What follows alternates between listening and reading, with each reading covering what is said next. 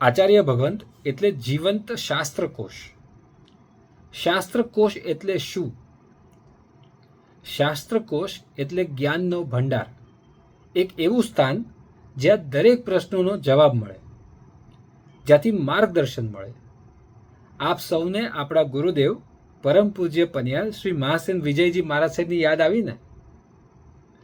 પ્રણામ મિત્રો, welcome back to our channel Guruvani, જેમાં થોડા દિવસથી અને થોડા દિવસ માટે આપણે ગુરુની વાણી કરવાની છે.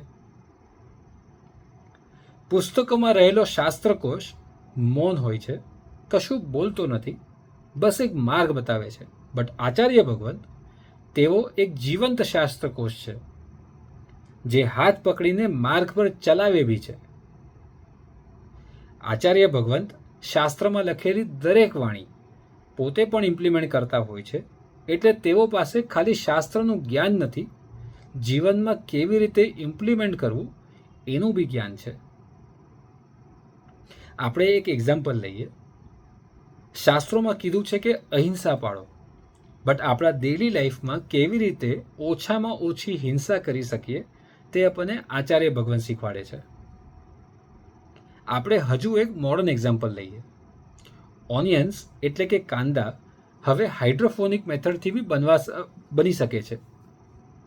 એટલે કે જમીનના સોઇલ સાથે નહીં, પણ પાણી અને ન્યુટ્રિયન્ટ્સને મિક્સ કરીને બનાવવામાં આવે છે.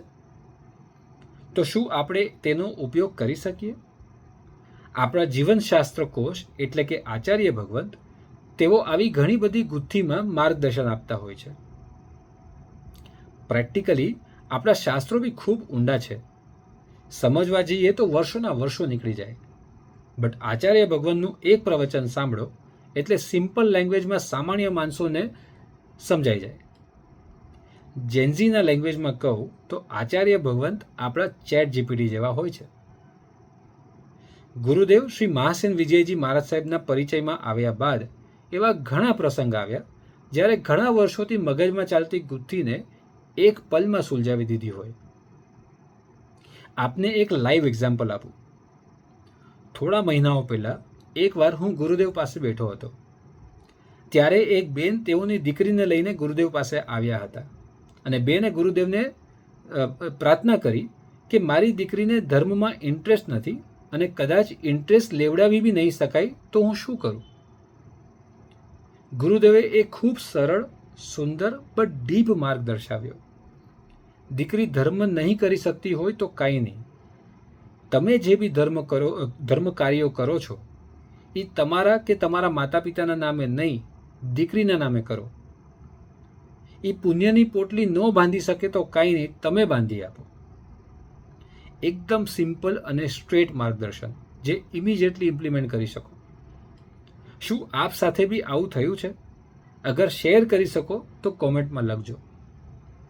બાય ધ વે, આજે 28 માર્ચ 2026 છે અને હવે બસ 26 દિવસ બાકી છે.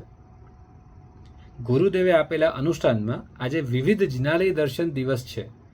આજે એટલીસ્ટ 5 જિનાલયમાં દર્શન કરવાનો આગ્રહ રાખો. આજ માટે આટલું જ. કાલે ફરી મળીશું. Stay tuned. જય જિનેન્દ્ર.